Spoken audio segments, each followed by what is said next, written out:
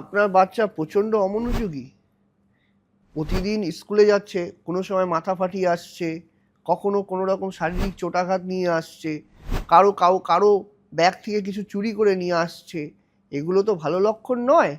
তবে কি যোগ থাকলে এই ঘটনাগুলো দেখা যায়?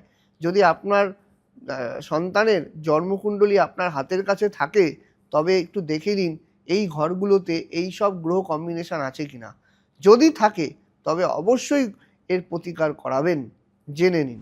বিশেষ করে সন্তানের হরোস্কোপ যদি আপনার হাতের কাছে থাকে, তবে দেখবেন চতুর্থে রাহু আছে কিনা, রাহু মঙ্গল আছে কিনা। এই চতুর্থে যদি রাহু মঙ্গল থাকে, একে বলে অঙ্গারক দোষ।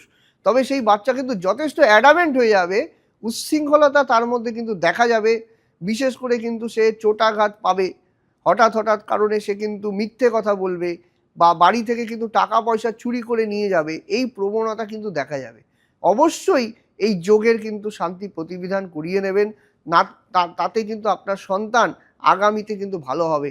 নচেত কিন্তু এর কিন্তু নানা রকম দুষ্প্রভাব জীবনে কিন্তু পড়বে।